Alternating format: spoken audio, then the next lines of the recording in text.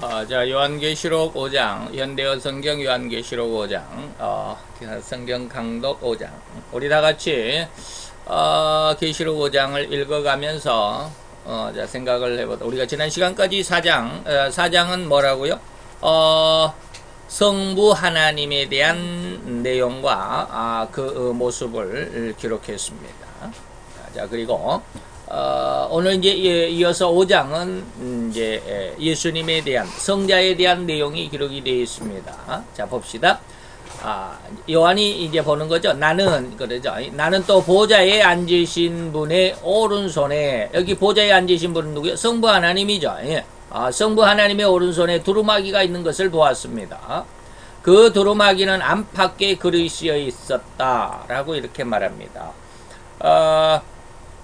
두루마기가 성경이죠. 이제 뭐 이렇게 도로로 말리는 그러한 두루마리라고 이렇게 할 수는 있었는데, 이제 이것이 오늘 우리가 흔히 말하는 이제 성경책인데, 안팎으로 글이 쓰여 있었다라고 이렇게 말하고 있습니다. 안팎으로 쓰여 있었다라고 하는 것은 뭡니까?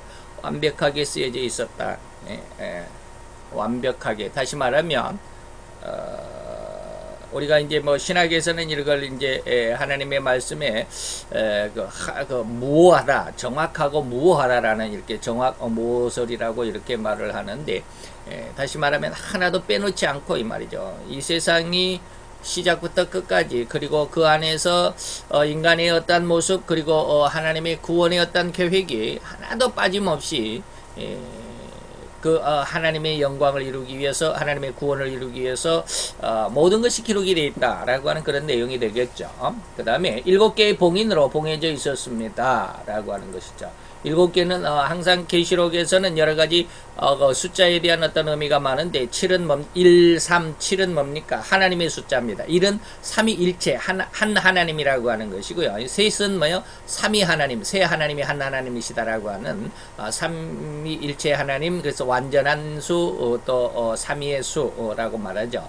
7은 또 완전수라고 말합니다. 7은 완전수, 다시 말하면 세상을 창조하실 때 6일 동안 모든 것을 완성을 하시고, 그리고 7일째 하나님께서 안식하신, 바로 그런 의미가 있습니다. 그래서 완성수죠. 그래서 7개의 봉인으로, 이 봉인이란 말은 도장을 찍어서 이 말이죠.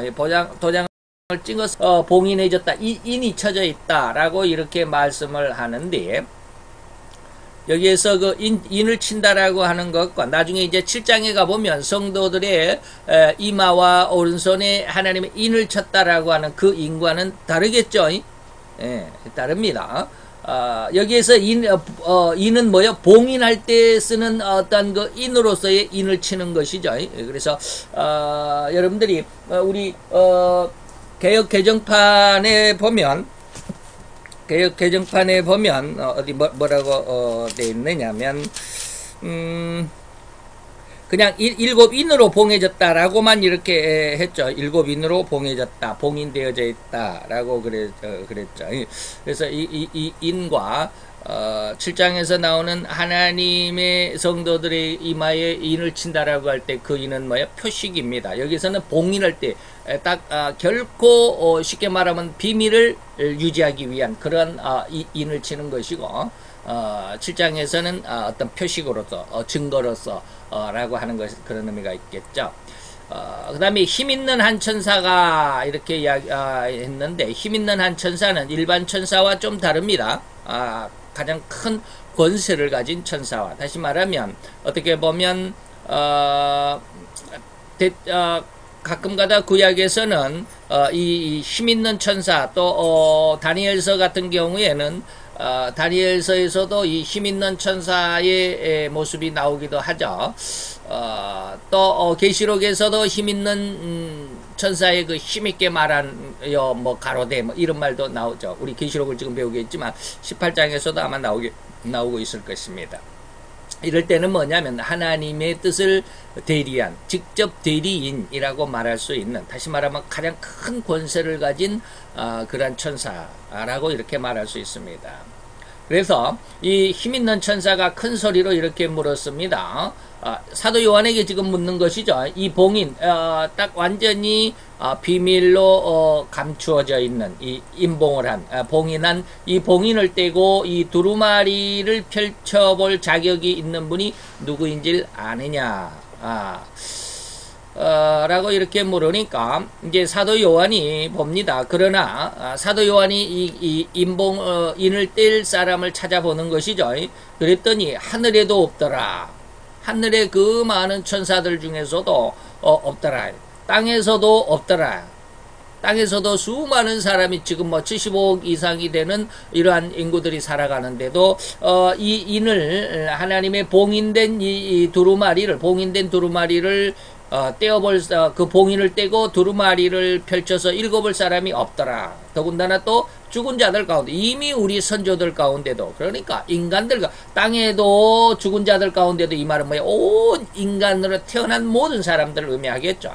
그래서 하늘에도 없고 그 다음에 모든 인간들에게도 그 두루마기를 펴서 읽을 만한 사람이 없었다라고 이렇게 말하죠.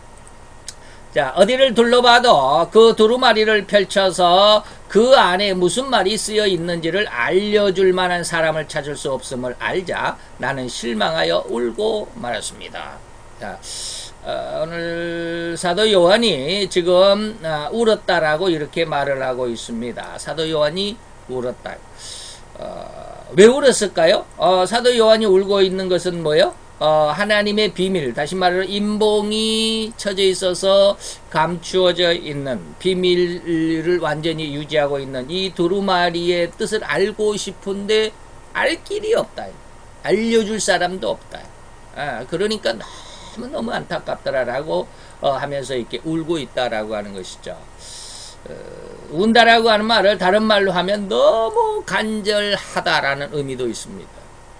그런 의미도 있겠죠. 뭐 그냥 일반적으로 우는 건 아니고 너무 이것을 하고 싶고 또 알고 싶고 또 갖고 싶은데 안 됐을 때 그냥 우는.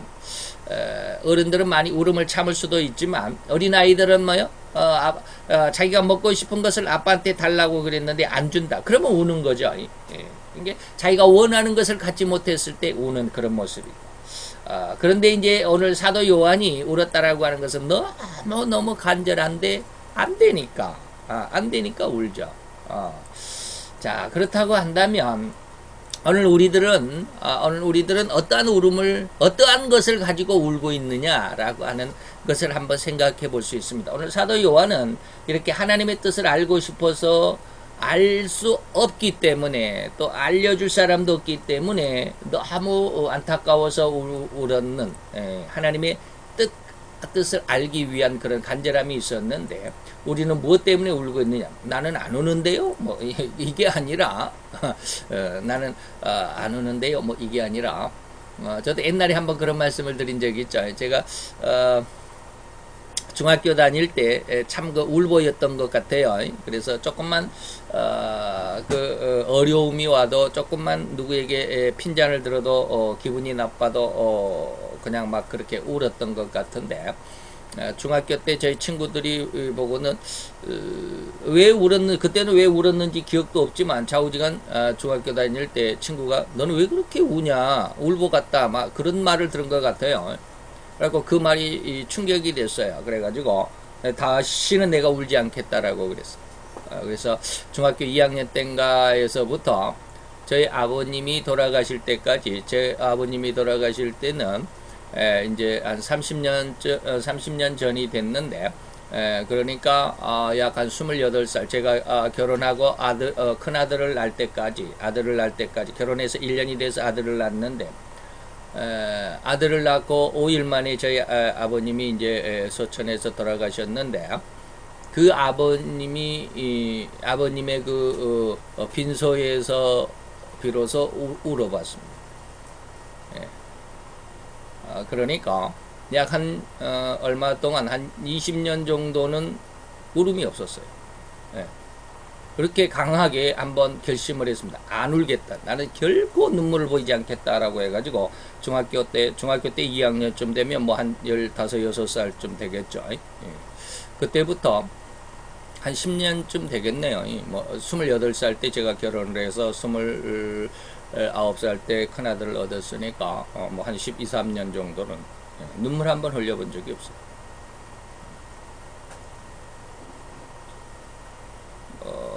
그랬는데 이제 그때 이제 아버님의 그 빈소에서 그 안타까운 아버님의 그 모습을 생각하면서 울기도 하고 그랬는데 우리들은 과연 다시 말하면 일반적으로 우리가 세상을 살아갈 때 우리들이 우는 것은 뭡니까? 무엇 때문에 운다라고 했을 때 이것이 잘 안 이루어졌을 때 간절하기는 한데 잘 안 이루어지니까 너무 답답하니까 울기도 합니다. 그죠? 그러면 과연 나는 왜 우는 무엇을 가지고 그렇게 안 이루어진다고 하는가? 다시 말하면 내가 육신적인 무엇인가를 요구했는데 이루어지지 않을 때 이런 것들이 많겠죠. 그래서 우리는 과연 나는 언제 이렇게 간절함으로 답답해 하는지를 자기 자신이 한번 하나님 앞에 잘 생각을 해보시고 그렇다고 한다면 내 가치는 어디가 있는지, 육신적인 것이니 아니면 세상적인 것인지 아니면 영적이고 진리적인 것인지를 알 수 있게 되리라고 봅니다. 자, 그렇게 내가 울자 24장로 가운데 한 사람이 내게 말했습니다. 24장로에 대해서는 말씀을 드렸습니다. 24장로는 어떤 의미가 있다고요? 신약과 구약의 성도들을 대표한다. 다시 말하면 신약과 구약은 12는 구약의 12지파를 대표하는 그러니까 12는 뭐야? 교회의 숫자죠. 그러니까 12장로는 12지파는 뭐야? 구약의 성도들을 의미합니다. 그 다음에 나머지 또 12지파 24을 절반으로 나누면 12 더하기 12죠. 앞에 12는 구약의 성도들, 뒤에 12는 신약의 12사도들. 다시 말하면 12사도라는 말은 신약의 성도들을 대표하고 있습니다. 그래서 여기서 24장로, 24장로는 뭐요? 신구약의 성도들을 대표하는 사람들. 다른 말로 하면 어떤 의미는 뭐냐면 신구약의 모든 성도들을 의미하는데 여기서 24장로 그러면 그들을 대표하는 자들, 성도들을 대표한, 신약과 구약의 성도를 대표한 그 중에 한 사람이 내게 말했습니다. 울지 마시오. 유다 지파에서 난 사자. 여기는 사자가 진짜 그 동물의 사자가 아니라 그러니까 사명을 띈 사람 이 말이죠. 사명을 가진 사람. 그래서 한 나라에서 다른 나라로 왕의 뜻을 가지고 간 사람을 뭐라 그래요? 사신이라고 그러죠. 그럴 때 그 사자는 일사자, 맡을 사자, 일을 맡았다라고 하는 그런 어떤 임무를 맡은 그런 사람입니다. 그래서 여기서 임무를 맡은 자라고 하는 그 뜻이죠. 동물 중에 호랑이 사자가 아니라 사자 곧 다윗의 뿌리. 다윗의 뿌리는 뭐요? 예수님을 다윗의 뿌리라고 그러죠. 그래서 신약의 맨 처음 첫 장 첫 절, 다시 말하면 마태복음 1장 1절에 뭐라 그랬어요? 예수님은 다윗의 자손이다. 아브라함과 다윗의 자손 예수 그리스도의 세계다라고 했을 때 다윗의 뿌리가 승리했다라고 말하죠. 그래서 다윗은 하나님께서 약속하신 자죠. 그리고 내가 너의 후손 중에 내 왕권을 결코 다른 데로 옮기지 않겠다라고 하는, 그래서 하나님이 다윗을 만나니 내 마음에 합한 사람이다. 그리고 내 뜻을 다 그를 통해서 이룰 것이다 라고 했던 사람. 그래서 그 다윗의 뿌리는 바로 예수 그리스도라고 말할 수 있겠죠. 그분이 이 두루마리의 7 봉인을 떼고 펼칠 것이다.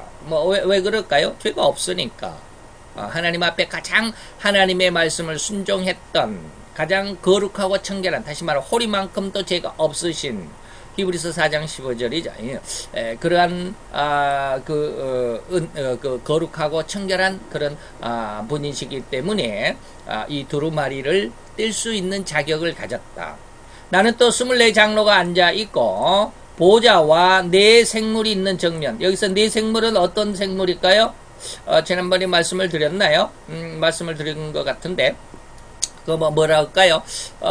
하나님, 에스겔서 1장에 가보면 하나님을 보좌하여, 쉽게 말하면 수행하는, 하나님을 보좌하여 수행하는, 그 네 생물이 있죠. 그룹 천사들입니다. 그룹 천사들인데, 하나는 뭐 같아? 사자의 얼굴 같더라.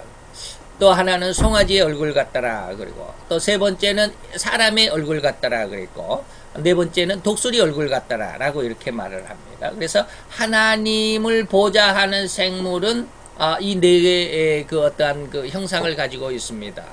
그리고 이제 우리가 성막은 아니지만 하나님께서 40년 동안 이스라엘 백성을 광야 40년을 쭉 행진하여 갈 때에 그들이 뭡니까 그 법궤가 맨 앞에 가고 제사장들이 법궤를 메고 맨 앞에 가고 그 뒤로 이제 12지파가 네 부대로 이렇게 나누어 가지고 이렇게 행군을 하는데 네 부대로 나뉘었을 때 그들을 상징하는 깃발이 바로 이 네 깃발입니다. 그리고 그들이 이제 또 이제 머무를 동안에는 어딘가에 자리를 잡고 머무를 동안에는 가운데에 성막을 지어서 법궤를 넣어놓고 성막을 있고 그 성막의 동서남북을 다시 말하면 이제 사방을 이렇게 한 그 부대씩 이렇게 또 12지파가 한 부대로 이렇게 뭐 어떤 지파가 어떤 부대에 속해 있는지는 다 지금 뭐 제가 다 기억은 못하지만 자우지간 이렇게 네 부대로 나누어 가지고 동서남북으로 이렇게 진을 치고 이제 성막을 중심으로 해서 그렇게 진을 치고 있었는데 그 진도 역시 마찬가지. 뭐 네 생물 깃발을 가지고 갔으니까 그런 어떤 의미가 있겠죠.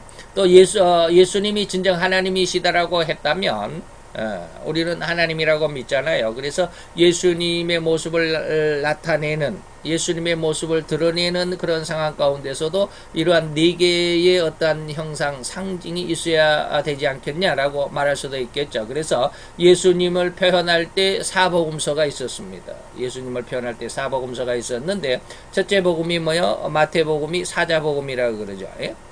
둘째 마가복음은 송아지 복음이라고 그러죠. 예? 그래서 첫째 마태복음은 사자의 복음 또는 왕의 복음이다라고 그럽니다. 예수님을 왕으로 표현했다.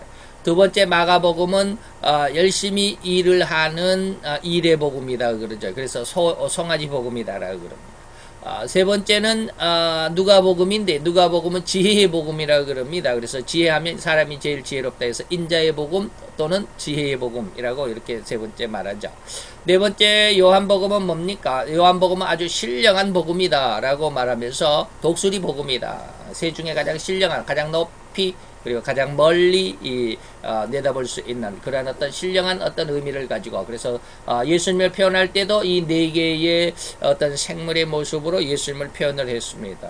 뭐 어떻게 보면 당연한 이치 같죠. 그래서 물론 한간에는 뭐 유다 복음도 있고 뭐 빌립 복음도 있고 막 그러지만 이런 걸 외경이라고 해가지고 정경 속에 포함을 시키지 않는 어떻게 보면 사람들이 많은 그런 성경들을 가지고 있었던 성경들을 이것은 정통적인 성경 안에 포함시켜야 되겠다 안 되겠다라고 하는 이러한 어떤 그 종교 회의가 있었는데 그런 회의들이 몇 차례 있었죠. 그런 회의들 속에서 다른 것들은 다 배제하고 사복음만 이렇게 신약 성경에 집어넣은 것은 아주 공교롭기도 하지만 하나님의 어떤 특별한 섭리에 의해서 예수님을 하나님이라고 하는 것을 증거하기 위해서 이 네 가지의 그 복음이 필요해서 사람들을 하나님께서 역사하셨던 다시 말하면 이것이 뭐냐면 인간 나라와 세상 나라를 주관하시는 분이 하나님이시다라고 하는 것이 다니엘이라는 이름이었습니다. 주관하신다라고 그랬는데 바로 그러한 그 어떤 의미 그래서 사람의 마음 사람의 인격조차도 하나님께서 주관하시는 그들의 마음조차도 하나님께서 붙드시는 이런 것들을 여러분들이 한번 믿음으로 가져보시기 바랍니다. 하나님께서 인간의 마음을 주장하셨고 주관하셨구나. 그래서 내 마음이 어렸을 때는 이렇게 했었는데 그때 하나님께서 나로 하여금 이러한 은혜 가운데서 이러한 학교 안에서 이러한 어떠한 실력과 능력을 쌓게 하시고 이러한 어떠한 과정 속에서 이러저러한 일을 하게 하셨고 뭐 이러한 것들이 쭉 한번 머리에 그려져 볼 수 있는 그런 은혜가 좀 있었으면 좋겠습니다. 이것이 하나님께서 인간의 마음조차도 주장하시고 주관하신다라고 하는 하나님의 어떤 의도가 있습니다. 그래서 이런 것을 여러분들이 깊이 기도하시고 하나님 앞에 이런 것에 은혜를 받고 자기 자신과 하나님의 말씀을 견주어 볼 때 상당히 큰 은혜가 될 줄로 믿습니다. 어쨌든지 하나님은 인간의 마음을 주장하셔서 주관하시기 때문에 인간의 마음들 다시 말하면 종교회의를 통해서 특별하게 많은 복음들이라고 하는 이름을 가진 그런 복음들이 있지만 그 중에서도 특별하게 마태, 마가, 누가, 요한이라고 하는 사람이 제자들의 복음서를 사복음서다, 공간복음서다, 뭐 또 특별히 하나 있어서 또 사복음서다라고 말하는 이러한 것이 되지 않았을까. 하나님의 섭리하심이 그 인간들 마음속에 주장하셨다라고 하는 것으로 여러분들이 믿음을 가지고 기도하는 그런 은혜가 있었으면 좋겠습니다. 내 생물이 있는 정면에 어린 양이 서 계신 것을 보았습니다. 어린 양이 섰죠. 영어로는 램, L-A-M-B, 램이라고 말합니다. 이 어린 양에게는 죽임을 당할 때 받으셨던 어린 양이 죽임을 당하셨다라고 하는 것은 예수님의 십자가를 의미하겠죠. 이때 받으셨던 상처의 흔적이 있었습니다. 무슨 흔적? 양손의 못자국, 그리고 양발의 못자국, 그리고 옆구리에 창을 받은 창자국, 그리고 머리에 가시면류관을 받았던 가시에 찔린 상흔들이 있었다. 다시 말하면, 자, 여기서 우리가 보면 어린 양에게는 그 죽임을 당하셨을 때 받으셨던 상처의 흔적이 있습니다라고 그랬는데, 사람들은요, 다시 말하면 우리 성도들은 만약에 세상에서 어떻게 저도 역시 마찬가지지만 이제 수술한 큰 수술 자국들이 있죠, 흔적들이 있습니다. 이런 수술 흔적들이 그러면 내가 천국에 갈 때는 그대로 가지고 갔느냐? 그렇지는 않습니다. 그렇지 않습니다. 이 흔적은 없어져 버립니다. 다시 말하면 제가 지금 수술을 해서 직장이 없고 대장에서도 한 10cm 정도 없는 그러한 의학적으로는 영구 장애인의 모습을 가지고 있지만, 그러나 천국에 들어갈 때는 모든 것이 다 완성이 됩니다. 그래서 만약에 성도가 세상에 살아가다가 어떻게 잘 실수하고 잘못해가지고 일을 하다가 사고를 당해가지고 팔이 하나 잘라졌다, 손가락이 하나 잘라졌다, 다리에 어떤 흠이 생겼다, 이런 것들은 천국에 가서도 그대로 가지고 가느냐? 예수님 보니까 그 상처가 그대로 남아있는데, 상처가 그대로 있었다 그랬잖아요. 상처가 남아있는데 그러는데 성도들은 절대로 그러지 않습니다. 그러면 왜 예수님은, 어린 양이신 예수님은 이 상처를 그대로 가지고 있을까요?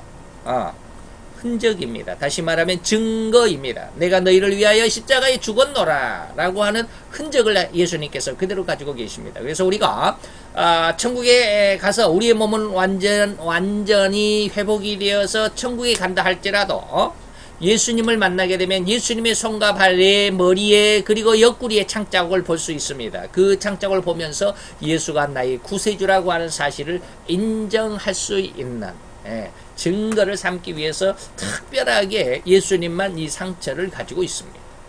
그러나 이제 우리 성도들은 죽으면 우리 이 세상 속에서 아니면 또 육신 속에서 살다가 실수로 어떤 또 사고로 인해서 우리가 장애를 가졌다 할지라도 이 모든 장애는 다 완성이 됩니다.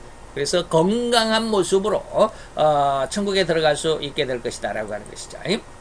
자, 그런데 그분은 7뿔이 있다, 7눈을 가지고 계셨다. 이거 어린 양인데, 어린 양에게는 우리는 양이 뿔이 2개밖에 없는데, 천국에 가보니까 예수님이 어린 양인데 예수님의 머리에 뿔이 7이다. 이거 완전히 괴물인가? 이게 아니죠.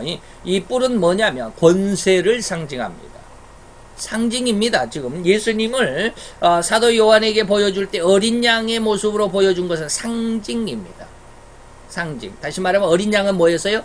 제물이었습니다. 속죄 제물. 죄를 용서받게 될 때 그 용서받기 위해서 대신 희생 제물을 드리는데 그 제물을 예수님이 우리를 위해서 대신 희생하셨던 제물이었기 때문에 어린 양으로, 흠없는 어린 양으로 보여지게 하는 겁니다.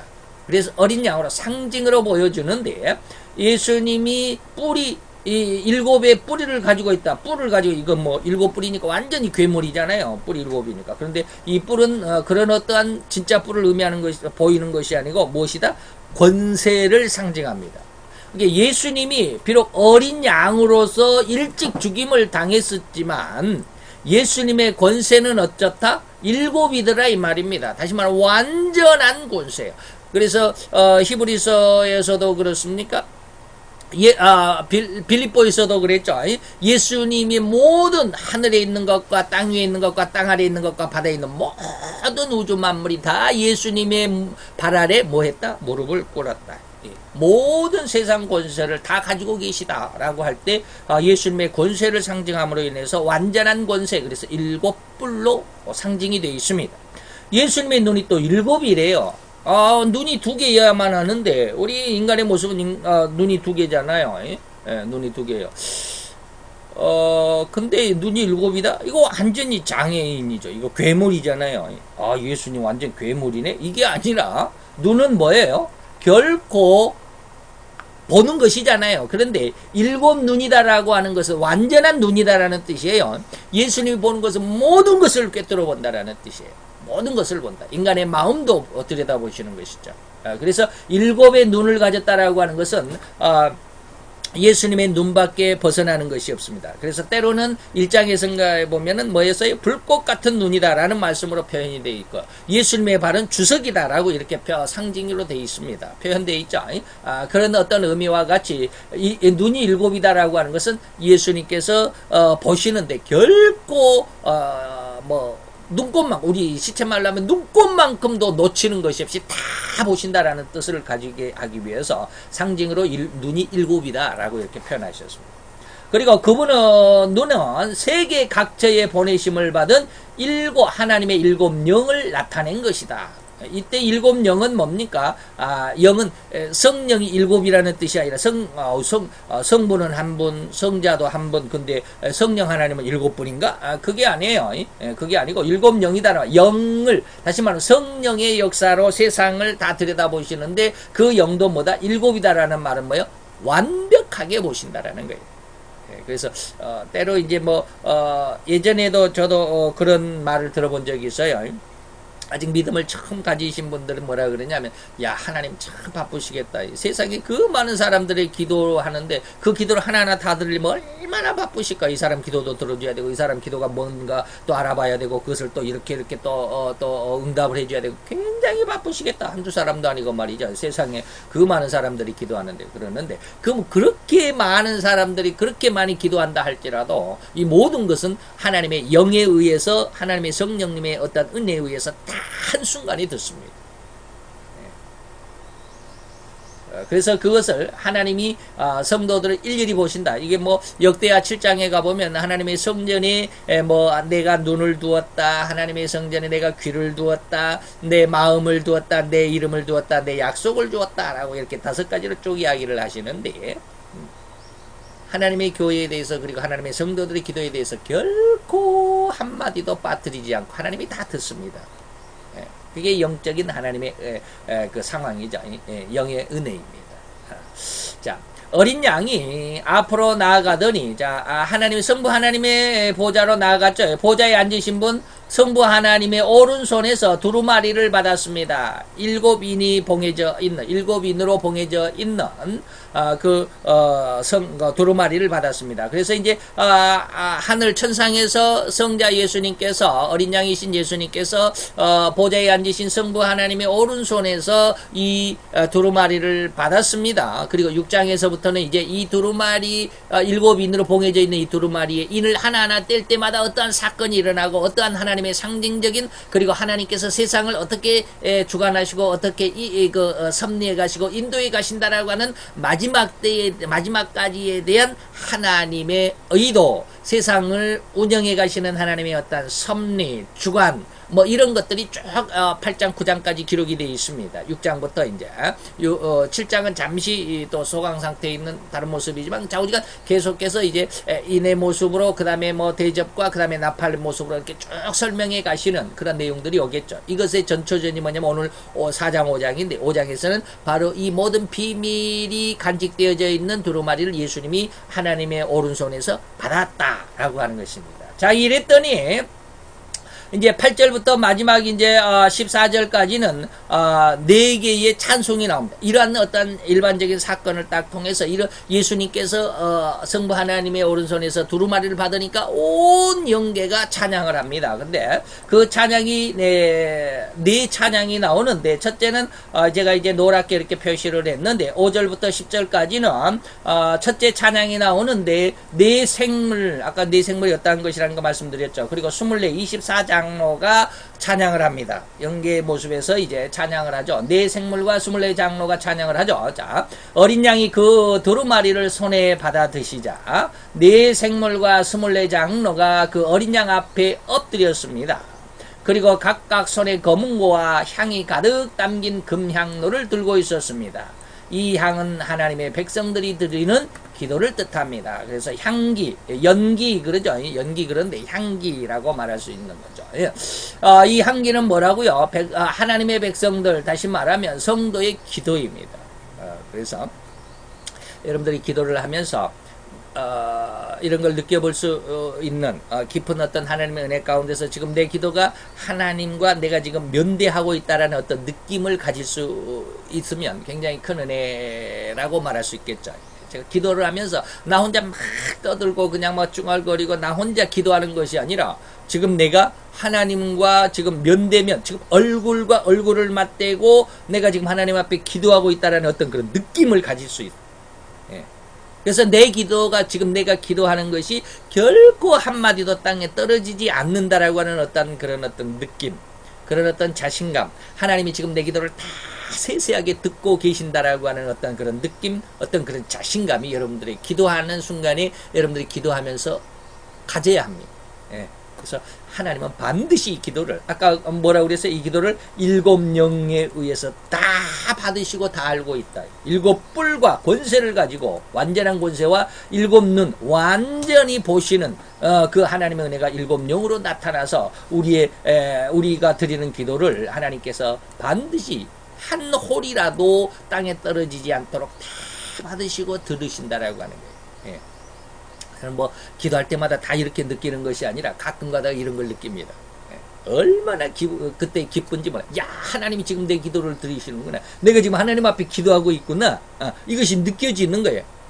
내 앞에 하나님이 계시다라고 하는 것이 눈에는 안 보이지만 가끔 그런 걸 느낄 때가 있습니다. 그리고 그들은 그 다음에 그리고 나서 그렇게 향이 담긴 향로를 가지고 하나님 앞에 가서 이제 엎드려 경배를 하면서 새로운 새 노래를 불렀습니다라고 하는 것이죠. 새 노래는 뭘까요? 똑같은 것이지만 항상 새롭다. 우리가 노래를 할 때는요, 노래는 100번, 1000번 들어도 그냥 계속 그 노래는 잘 다시 듣기도 하고 또 듣기도 하고 또 듣기도 하고 막 그러잖아요. 좋으니까, 그 노래가 좋으니까. 근데 설교 말씀을 그렇게 잘 알아들으려고 하지를 않아요. 한 두 번, 세 번만, 2번까지만 해도 괜찮을 것 같아요. 근데 한 3번쯤 하면 아이고 또 한다 그러잖아요.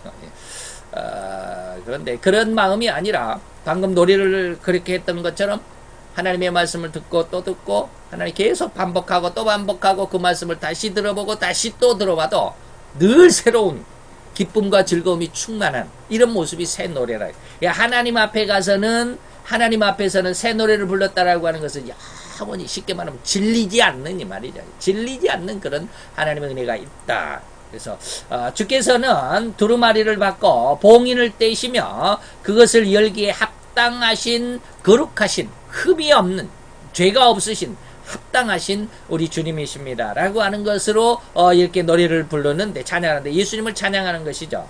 그래서 그 다음에 이렇게 예수님을 찬양하는데 4가지를 찬양을 합니다. 5가지를 찬양을 하는데 보니까 예수님은 이 봉인을 떼기 합당하신 분입니다 라고 하는 새 노래를 예수님에게 찬양을 하고, 두 번째는 뭐냐면 주께서는 죽임을 당하셨습니다. 우리를 위해서 대신 죽음을 당하신 대속물이셨습니다 라고 하는 예수님의 십자가의 사건을 찬양을 합니다. 그래서 주께서는 죽임을 당하셨습니다. 그 다음에 세 번째는 뭐예요? 주께서 흘리신 피의 대가로 모든 민족이 살아났습니다라고 하는 것인데, 뭐 죽임을 당한 것이나 예수님이 대신 피를 흘리셨습니다라고 하는 것이 같은 어떤 의미도 있지만, 어쨌든지 예수님이 십자가에 당하신 죽음과 그리고 예수님이 흘리신 보혈의 피의 은혜, 그로 인해서 모든 그 피의 은혜를 믿는 자들에게 구원을 주시는 이 피의 대가이죠. 피의 대가를 찬양합니다. 그래서 예수님의 십자가의 죽으심과 대속 제물이 되심과 그 다음에 그 대속으로 인해서 구원함을 받는 그 효과, 효능, 피의 대가. 그래서 성도가 구원받는 이것을 찬양하죠. 그리고 모든 민족 가운데서 하나님께서 드릴 사람, 다시 말해 성도들을 이 말이죠. 성도들을 구원해 내셨습니다라고 하는 것이죠. 그래서 이렇게 네 가지고, 그리고 이제 마지막 다섯 번째는, 그리고 예수님은 그들을, 하나님의 백성들, 하나님께 드릴 사람들을 피로 사셔가지고 하나님 나라에 모아 들여서 우리를 하나님의 뭘로? 제사장을 만드셨습니다. 그리고 그들이 이 땅 위에 제사장으로서 통치자가 될 것입니다. 네.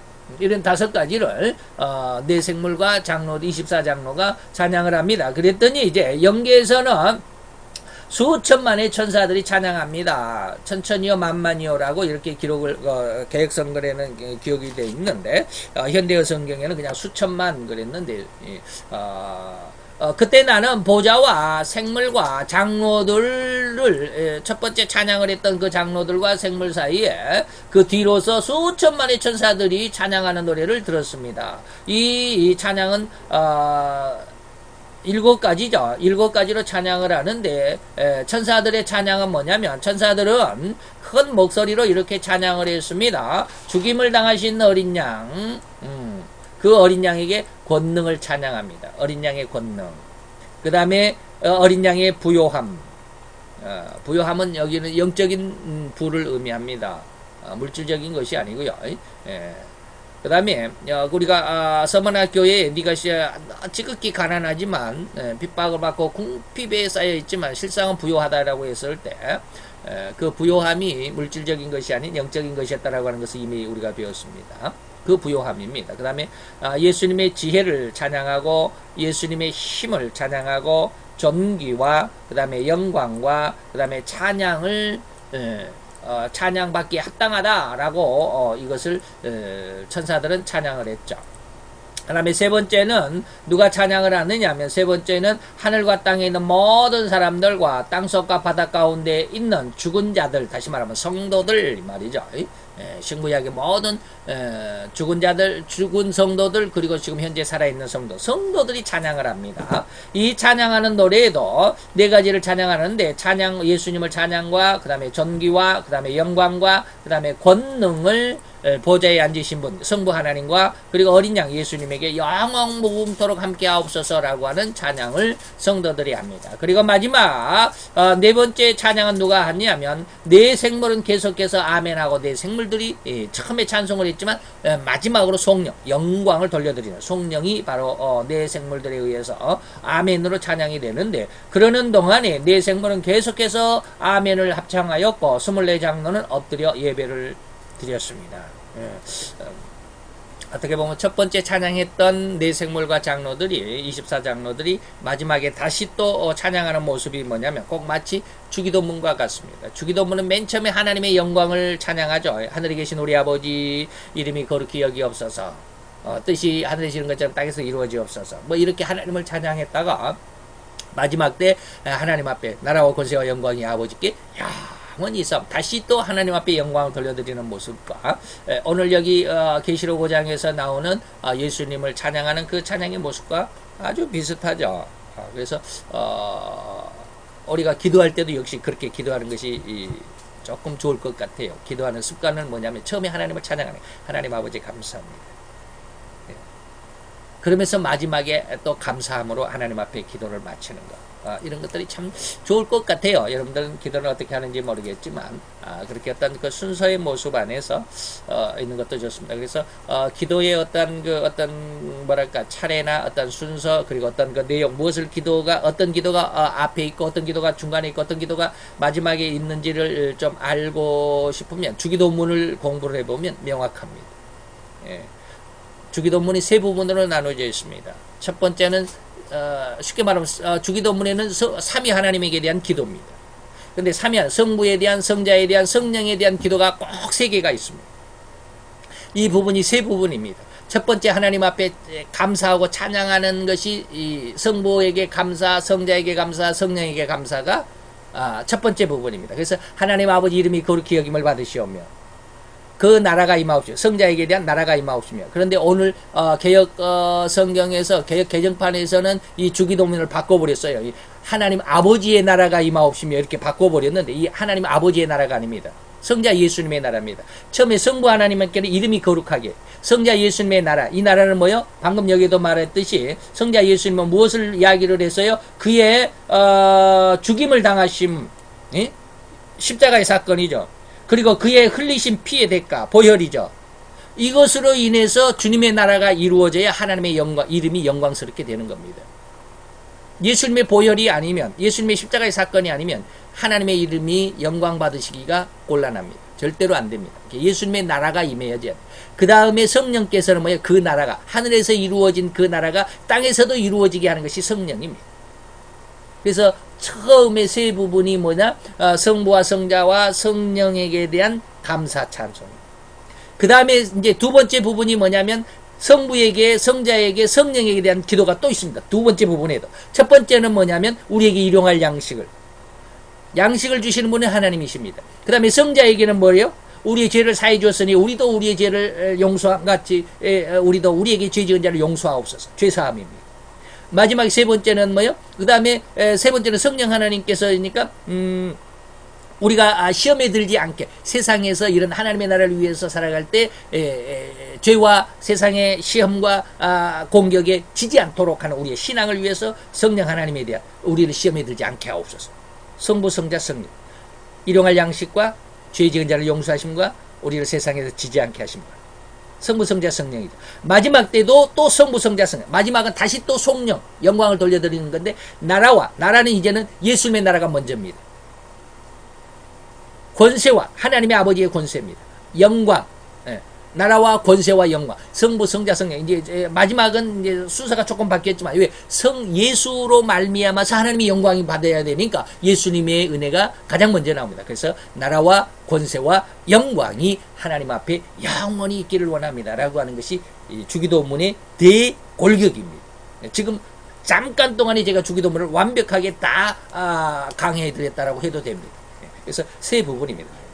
성부 삼위 하나님께 대한 찬송, 삼위 하나님께 대한 기도, 삼위 하나님께 대한 속령, 영광을 다시 돌려드리는 성부, 성자, 성령. 그래서 세 부분 속에서 삼위 하나님께 대한 기도가 그대로 들어있습니다. 하나님 앞에 감사할 때도 성부, 성자, 성령에게, 그 다음에 우리의 기도를 위해서도 성부, 성자, 성령에게 기도하는 것이고, 하나님 앞에 다시 영광을 돌릴 때도 성부, 성자, 성령에게 기도하는, 이게 삼위일체 하나님에게 대한 기도의 순서고 내용이고 골격입니다. 자, 이런 모습 안에서 오늘 5장의 예수 그리스도에 대한 내용이 이 찬송이 4개의 찬송이지만 그런 어떤 구조로 되어 있죠. 영광을 돌려드렸던 내생물과 장로들 24장로가 다시 하나님 앞에 합창으로 아멘하고 찬송하고 영광을 돌려드리는 그런 기도의 모습. 너무 아름다운 모습이었다. 기도합시다. 할렐루야. 주님 여호와여, 주께 감사함을 드리나이다. 오늘도 주님의 사랑 안에서 아름답고 귀한 이 한날 이 시간을 통해서 우리가 또한 하나님의 말씀의 의미와 그 뜻이 우리의 무엇인가를 알아보는 아버님의 성경 강독 시간에 아버님 요한계시록 5장을 다시 한번 살펴보았나이다. 이 5장은 성부 하나님의 은혜를 세상 가운데 나타내시고자 원하셨던 성자 예수님에 대한 기록이고 그 모습이었습니다. 이 안에서 우리가 예수님께서 이제 세상을 주관하시고 세상의 모든 비밀을 관장하시는, 그래서 그 하나님이 세상 나라와 인간 나라를 주관하신다라고 하는 그 뜻을 이제 세상 가운데 펼쳐 보이시기 위한 7윙으로 봉해져 있는 그 비밀의 그 두루마기를 받아 이제 하나하나씩 떼어나가는 과정에서 하나님의 귀한 은혜가, 또 하나님의 귀한 섭리가, 하나님의 주관하심이 우리의 심령 속에 믿음으로 더 깊이 잘 박힐 수 있는 은혜가 되게 도와주시옵소서. 예수 그리스도의 이름으로 감사하며 기도하였사옵나이다. 아멘.